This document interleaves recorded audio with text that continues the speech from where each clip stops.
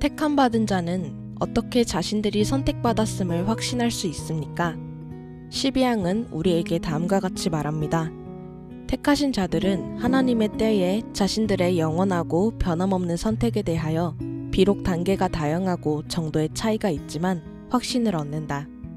이 선택의 확신은 하나님의 비밀스럽고 깊고 오묘한 것들을 호기심으로 파고 들어감으로써 갖는 것이 아니라 먼저 확신을 얻는 그릇된 방법이 무엇인지 말합니다.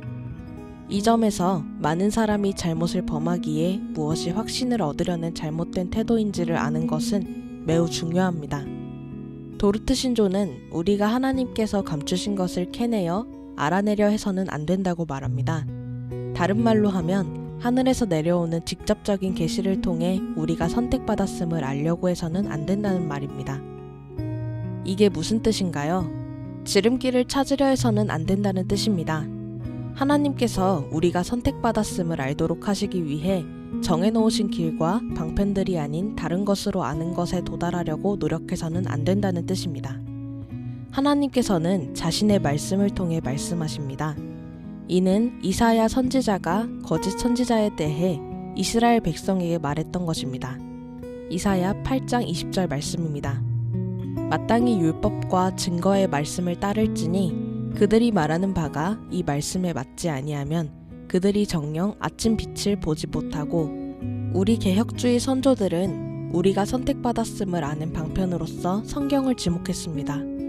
도르트의 선조들은 하나님께서 그분의 말씀에서 가리켜 보이신 틀림없는 선택의 열매들, 즉 그리스도에 대한 참된 믿음, 자녀로서 갖는 하나님에 대한 경외심, 죄에 대한 거룩한 슬픔, 의에 목마르고 굶주림 등과 같은 것들을 영적으로 기뻐하고 거룩히 즐거워하며 자신들 안에서 관찰함으로써 얻는다고 말했습니다.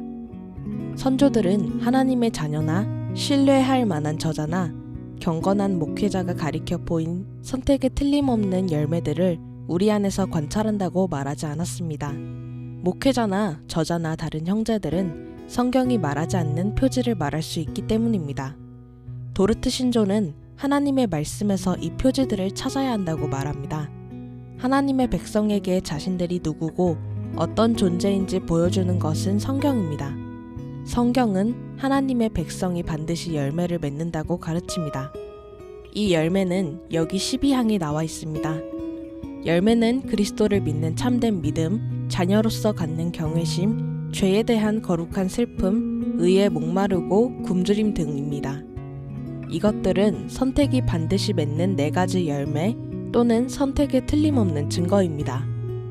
다른 말로 하면 만약 당신이 그리스도를 믿는 참된 믿음, 자녀로서의 경외심, 죄에 대한 거룩한 슬픔, 의에 대한 목마름과 굶주림이 있다면 자신이 하나님의 택함받은 자 중 한 사람이라고 결론 내릴 수 있다는 뜻입니다.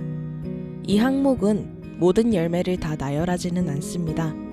하나님의 말씀에는 더 많은 증거가 있으며 이것을 등이라는 단어로 표현했습니다.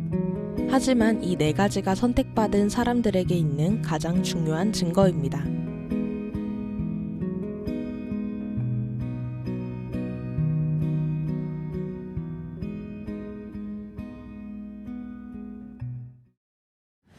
너희 만민들아 손바닥을 치고 즐거운 소리로 하나님께 외칠지어다. 지존하신 여호와는 어미하시고